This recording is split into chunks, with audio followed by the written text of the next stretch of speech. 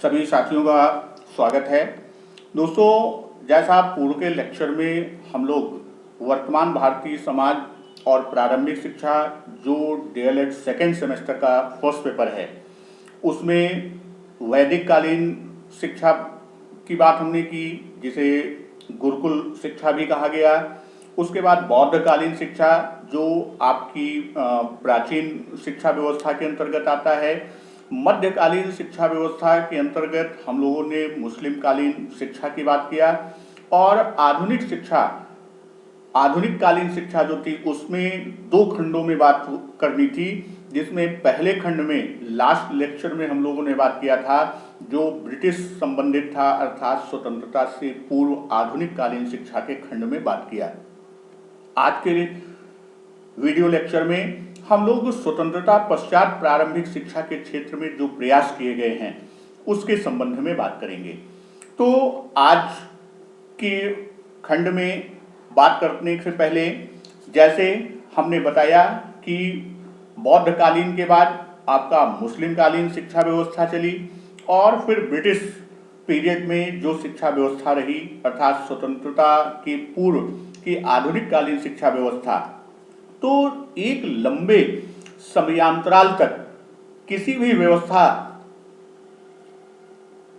के द्वारा पूर्व की व्यवस्था पर बहुत असर डालता है, या इस तरह से भी हम कह सकते हैं कि लगभग 200 वर्षों का लंबा समयांतराल किसी भी व्यवस्था के अस्तित्व को धूमिल कर देता है।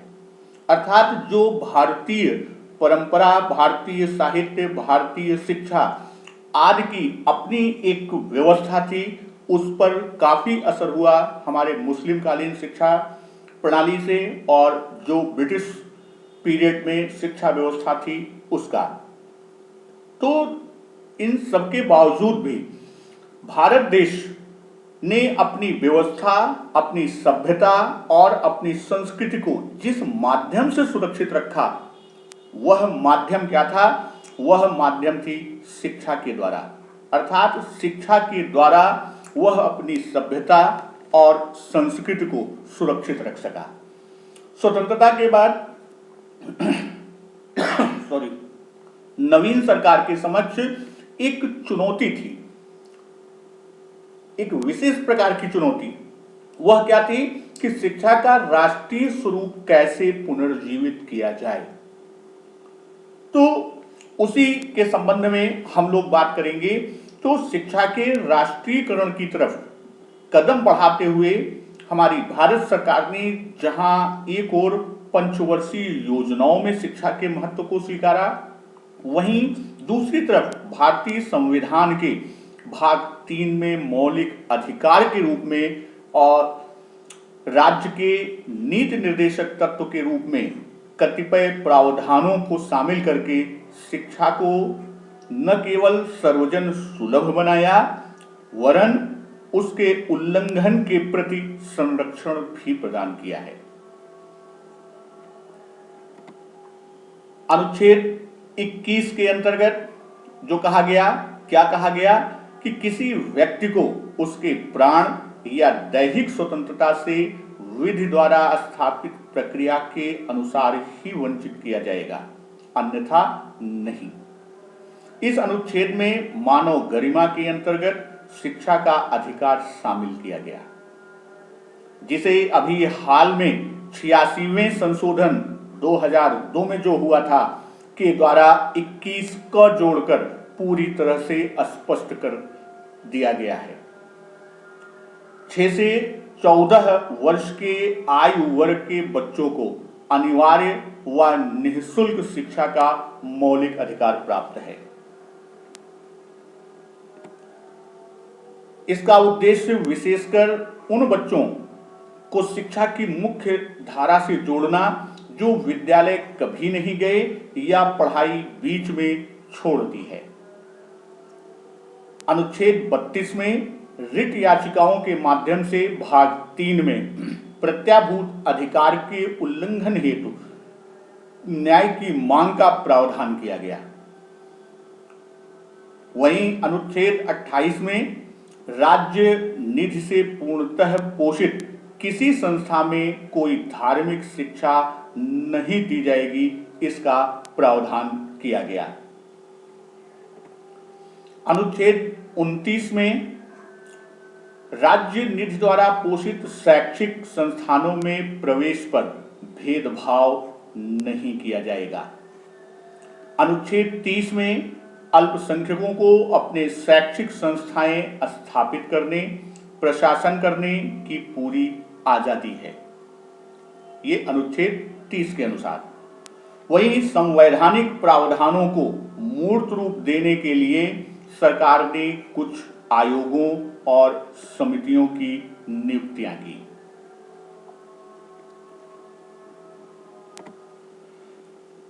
सबसे पहले बात करते हैं भारतीय शिक्षा आयोग की। तो इस आयोग की नियुक्ति सन 1964 में की गई। इसके अध्यक्ष श्री दौलत सिंह कोठारी थे, इसीलिए इसे कोठारी आयोग भी कहा जाता है। यही कोठारी आयोग यही सर्वप्रथम आयोग था जिसने तत्कालीन शिक्षा व्यवस्था में, अर्थात उस समय की जो शिक्षा व्यवस्था थी उसमें उन्होंने प्राथमिक, माध्यमिक और उच्च तीनों के संबंध में उन्होंने प्राथमिक, माध्यमिक और उच्च तीनों के संबंध में अपनी सिफारिश को प्रस्तुत किया था। इस आयोग द्वारा प्राथमिक शिक्षा के उन्नयन के लिए की गई जो मुख्य सिफारिशें हैं वह इस प्रकार से थे कि शिक्षा के प्रत्येक स्तर पर शिक्षा का 5 लक्ष्य अवश्य होना चाहिए। वो कोई भी स्तर हो, प्राथमिक हो, माध्यमिक हो या उच्च हो। क्या है वो? शिक्षा को उत्पादकता से जोड़ना, शिक्षा का आधार लोकतांत्रिक हो, शिक्षा द्वारा राष्ट्रीय एकता कायम हो, शिक्षा द्वारा सामाजिक व आध्यात्मिक मूल्यों का विकास हो, शिक्षा द्वारा मानवीय मूल्यों को बढ़ावा दिया जाए। संपूर्ण देश में एक समान शैक्षिक संरचना हो, सामान्य शिक्षा 10 वर्षीय हो, जिसका वर्गीकरण इस प्रकार से हो। जो शिक्षा प्रणाली या शिक्षा व्यवस्था की बात की उसमें 1 से 3 वर्ष की पूर्व प्राथमिक शिक्षा, 4 या 5 वर्ष की निम्न प्राथमिक शिक्षा, 3 वर्ष की उच्च प्राथमिक शिक्षा और 2 या 3 वर्ष की माध्यमिक शिक्षा और 2 वर्ष की उच्चतर माध्यमिक शिक्षा की बात की।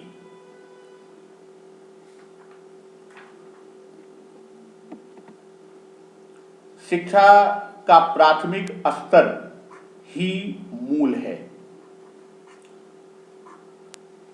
अतएव इसमें गुणात्मक प्रगति का ध्यान रखा जाए। कहने का आशय कि शिक्षा का मूल जो है, जड़ या यूं कह दें कि आधार क्या है, उसका आधार प्राथमिक स्तर है। इसलिए प्राथमिक स्तर की गुणात्मक प्रगति, उसकी जो गुणात्मक प्रगति करने की बात है उसका विशेष ध्यान रखा जाए। ये कहा गया शिक्षक ही बालक का सच्चा मार्गदर्शक है, इसलिए उसकी सेवा शर्तों व वेतन दशा में समयानुसार परिवर्तन जरूरी है। शिक्षक प्रशिक्षण की व्यवस्था हो और शैक्षिक अवसरों की समानता के क्रम में प्राथमिक शिक्षा निःशुल्क हो। निर्धन छात्रों की बात जब होती है तो जो निर्धन छात्र होते हैं तो उनको शिक्षण सामग्री जो है वह निःशुल्क मिले। इसके साथ साथ पुस्तक बैंकों की स्थापना की जाए। विद्यालयी स्तर पर अपव्यय अवरोधन को रोकने के लिए प्रयास हो। जो विद्यालयी स्तर पर अपव्यय अवरोधन है उसे रोकने की कोशिश की जानी चाहिए। निम्न स्तर पर पाठ्यक्रम सरल औपचारिक हो और उच्च प्राथमिक स्तर पर 2 भाषाएं, गणित, विज्ञान, सामाजिक अध्ययन तथा कला मुख्य विषय होने की बात की गई। विद्यालय प्रबंध प्रणाली का विकेंद्रीकरण हो, अर्थात जो विद्यालय प्रबंध प्रणाली है उसे विकेंद्रीकृत किया जाए।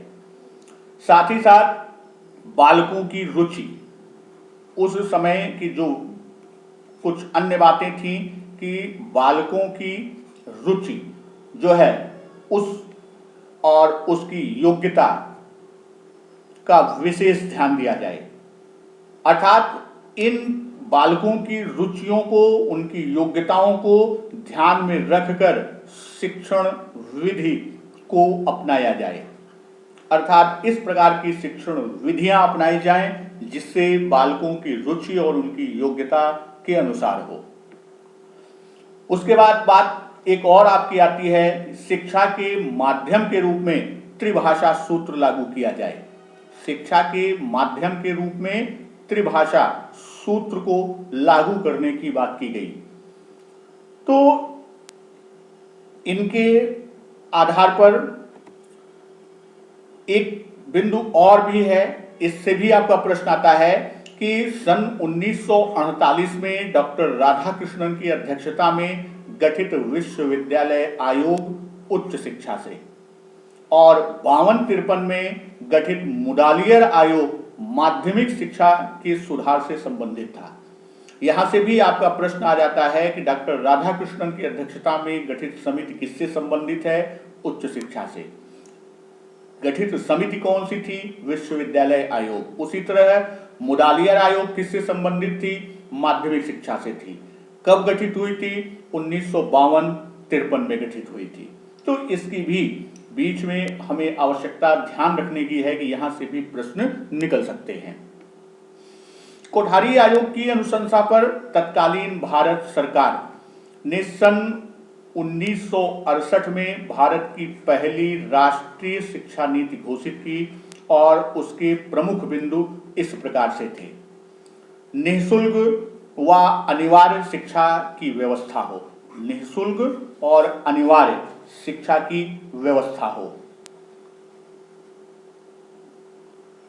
विद्यालय स्तर पर क्षेत्रीय भाषाएं शिक्षा का माध्यम हो।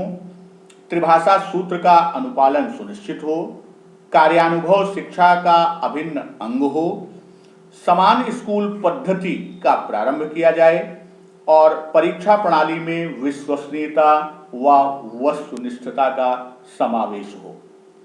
तो इन बिंदुओं के आधार पर आगे बात चलती है कि नई शिक्षा नीति 1986 की बात आती है। तो सन 1979 अर्थात 1979 में सरकार ने नई शिक्षा नीति ड्राफ्ट की। सरकार ने नई शिक्षा नीति को ड्राफ्ट किया और वह प्रभावशाली या मूर्त रूप नहीं ले पाई। क्यों? क्योंकि सत्ता परिवर्तन हो गया, अर्थात सत्ता परिवर्तन के कारण जो ड्राफ्ट की हुई नई शिक्षा नीति थी उसने मूर्तता को नहीं ग्रहण कर पाया। सन 1985 में 1985 में तत्कालीन भारत सरकार ने शिक्षा की चुनौती किसके नाम से? शिक्षा की चुनौती नामक एक दस्तावेज प्रकाशित कराया। शिक्षा की चुनौती नामक एक दस्तावेज प्रकाशित करवाया और उस पर विस्तार से शिक्षा के सभी पहलुओं पर चर्चा की गई और उसी के आधार पर आपकी नई शिक्षा नीति 1986 आती है और जिसका प्रमुख बिंदु निम्न है। शिक्षा का आयोजन व प्रबंध दीर्घकालीन परिप्रेक्ष्य में तैयार किए जाएं, उसे देश की विकासात्मक आवश्यकताओं से जोड़ा जाए। प्राथमिक शिक्षा बाल केंद्रित हो। प्रारंभिक स्तर पर गतिविधियां शिक्षा का आधार हो। बच्चों को पढ़ाने वाले शिक्षकों और शिक्षा संस्थाओं को अधिक सुविधाएं दी जाएं। पर्यावरण संरक्षण पाठ्यक्रम में शामिल हो, कार्यानुभव अधिगम प्रक्रिया का अनिवार्य घटक बने। वहीं छात्रों को किसी भी कक्षा में फेल न किया जाए। मूल्यांकन प्रक्रिया में रटने का स्थान न हो, अंकों के स्थान पर ग्रेड दिए जाएं। अधिगम प्रक्रिया मूल्यों की शिक्षा से युक्त हो, अर्थात मूल्यों पर आधारित बच्चों की अधिगम प्रक्रिया को अपनाया जाए। बालक क्या हैं, उन्हें राष्ट्रीय संपत्ति माना गया और बालकों के पौष्टिक आहार, स्वास्थ्य देखभाल के लिए पूर्व प्राथमिक शिक्षा कार्यक्रम चलाया जाए, इसकी संस्तुति की गई। ऑपरेशन ब्लैक बोर्ड के तहत प्रत्येक विद्यालय में 2 कमरे, 2 शिक्षक अवश्य हों। शिक्षकों के स्तरोन्नयन के लिए प्रयास हो, जवाबदेही के मानक तैयार किए जाएं। तो इन सिफारिशों में राष्ट्रीय आवश्यकता के आधार पर 1990 में कुछ संशोधन किए गए, जिसके अध्यक्ष डॉक्टर राममूर्ति जी थे, और उन्होंने जिन बिंदुओं पर विशेष बल दिया वो निम्न है कि संपूर्ण देश में +2 स्तर को स्कूल शिक्षा के रूप में स्वीकार किया जाए। समानता के लिए शिक्षा की बात की गई। यहाँ ऑपरेशन ब्लैक बोर्ड को व्यापक बनाया गया और 3 कमरे, 3 अध्यापक की व्यवस्था, जो पूर्व में 2 कमरे और 2 शिक्षक की बात थी, यहाँ अपग्रेड करके उसे व्यापक बनाया गया कि 3 कमरे और 3 अध्यापक की व्यवस्था हो, उच्च प्राथमिक स्तर पर और विस्तृत हो। वहीं 1990 में यशपाल समिति ने पाठ्यक्रम के ऊपर कार्य किया। तो प्रोफेसर यशपाल समिति ने पाठ्यक्रम का भारी भरकम बोझ कम करने का सुझाव दिया। राष्ट्रीय स्तर पर एक जैसा पाठ्यक्रम हो, पारंपरिक शिक्षा के स्थान पर व्यावसायिक शिक्षा का रूप दिया जाए, अर्थात उसे ट्रेडिशनल से ऑक्युपेशनल की ओर लेके जाएं। तो ये बिंदु आपके राममूर्ति जी और प्रोफेसर यशपाल समिति के द्वारा दिए गए। वहीं जब बात करते हैं कार्यान्वयन की, तो जो भारत सरकार ने क्रियान्वयन कार्यक्रम को प्रस्तुत किया, उसमें 23 खंडों में इसे प्रस्तुत किया गया। वह जो आपके खंड हैं, उसमें नारी समानता के लिए शिक्षा की बात की गई, अनुसूचित जाति, जनजाति और अन्य पिछड़े वर्गों की शिक्षा की बात हुई, अल्पसंख्यकों की शिक्षा, विकलांगों की शिक्षा, प्रौढ़ और सतत शिक्षा, पूर्व बाल्यकाल परिचर्या एवं शिक्षा, प्रारंभिक शिक्षा और माध्यमिक शिक्षा।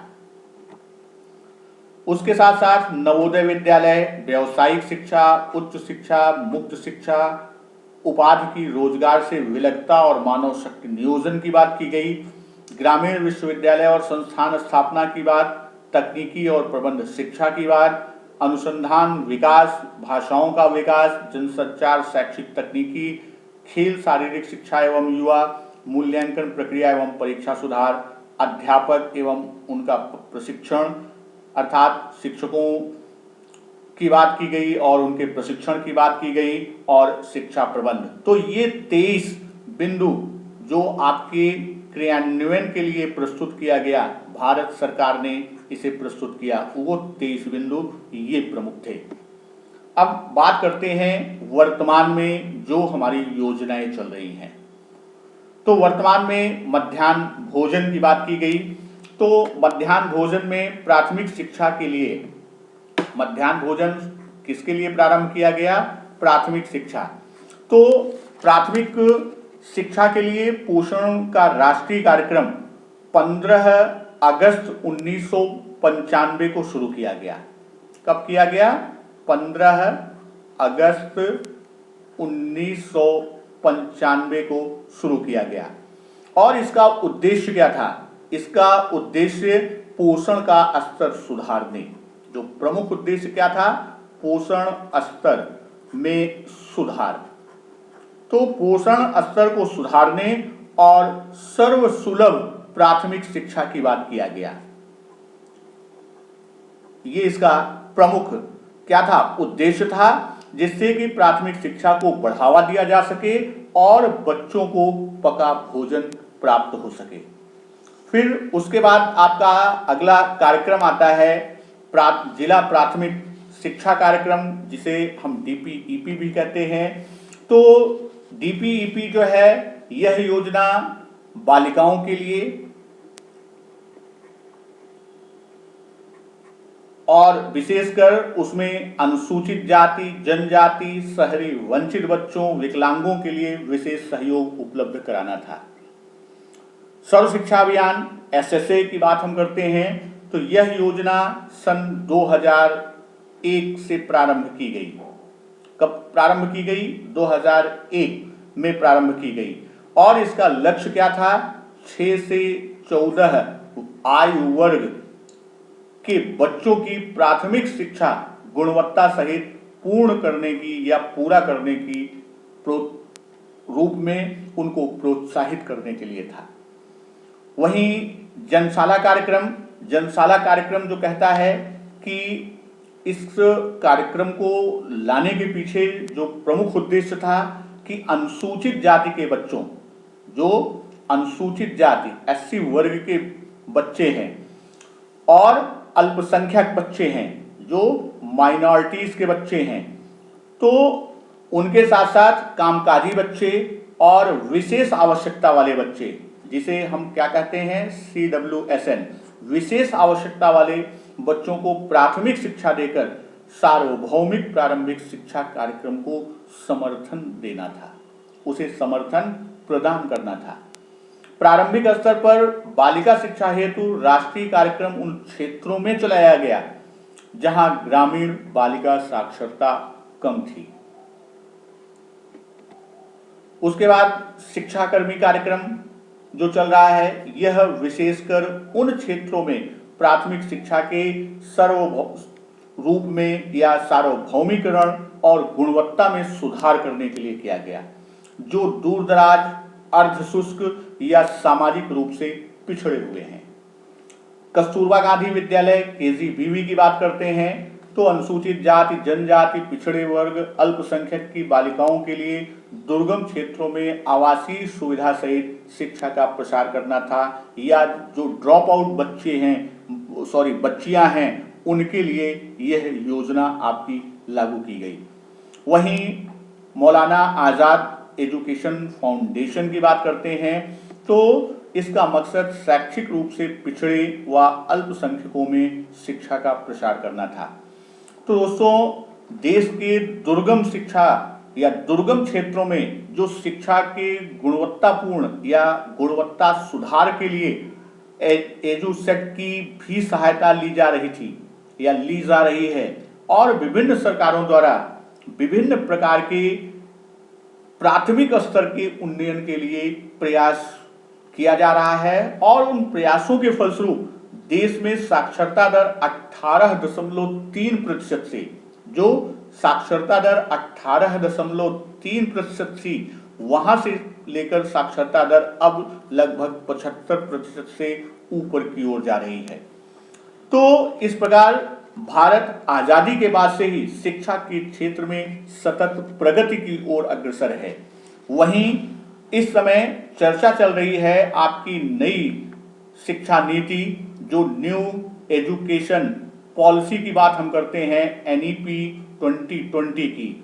तो इसका भी प्रारूप जो है वो सरकार द्वारा संस्तुत करके चर्चा और परिचर्चा के लिए विभिन्न प्लेटफॉर्म्स पर दिया गया है, और विभिन्न शिक्षकों के समुदाय के प्रबुद्ध लोगों से, या यूं कह दें कि वह विभिन्न प्लेटफॉर्म से उस पर उनके विचार को आमंत्रित कर रहा है कि लोग अपने विचार दें, इसमें क्या और संशोधन कर दिया जाए, क्या इसमें और परिमार्जन कर दिया जाए और इसे एक कारगर शिक्षा नीति के रूप में लागू किया जा सके। दोस्तों, आज के वीडियो में इतना ही, फिर अगले खंड में मिलते हैं। नमस्कार, वंदे मातरम।